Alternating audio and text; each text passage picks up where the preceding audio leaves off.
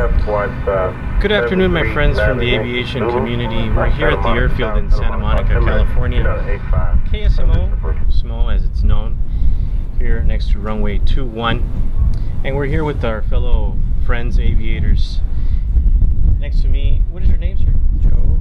Joe, fellow aviator, a student pilot here at Santa Monica. Joe, how many years have you been flying here in Santa Monica? I've been flying here about a year and a half. I'm a member of Airspacers. It's a flying club that's been around here for over 60 years. Very interesting. There's 65 members. There's 6 flight schools on the airport. They're very active. It's a very active airport. And we get a lot of small plane traffic.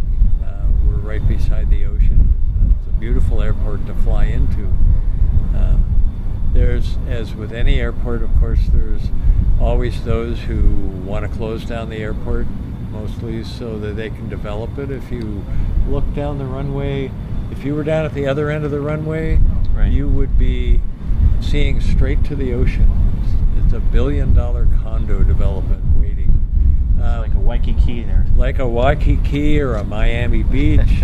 But what people don't realize when they complain about a little bit of noise from the airport is that every airport is like a protective dome that prevents development because of the takeoff and landing and approach paths. The airspace around it goes out for almost 4 miles in a radius around the airport. Right.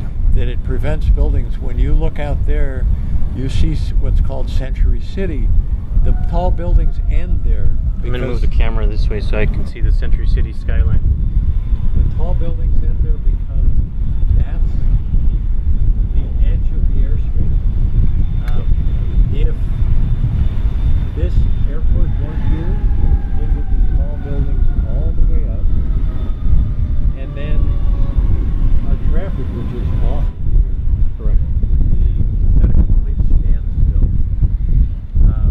And the airport here in Santa Monica has been around for quite some a- decades here. Almost 100 years. The first flights here that there's any record of were in 1917. World War I training, actually. This was one of the first. This was actually a farmer's field that he rented as a place to land, and the city bought it in 1926.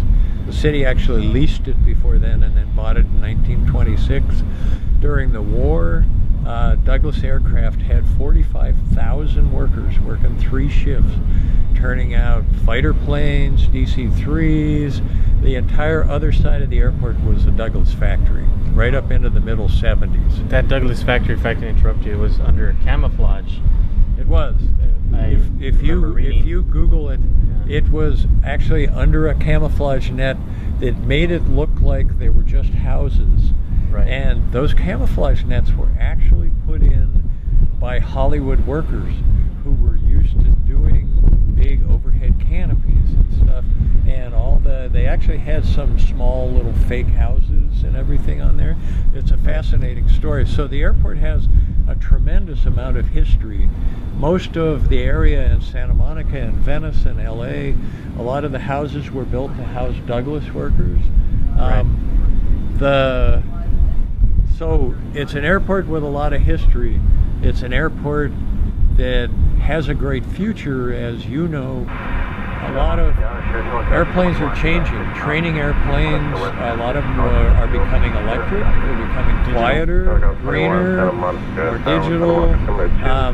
Jets are becoming cleaner, quieter. So it's like any mode of transportation. It's in transition. It's ever changing. It's ever changing. Santa Monica just had an electric train that's coming in now. They used to have on that same pathway a steam locomotive.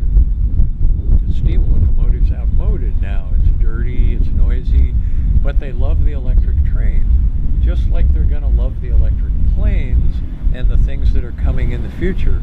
We just need to preserve the airport for that to happen.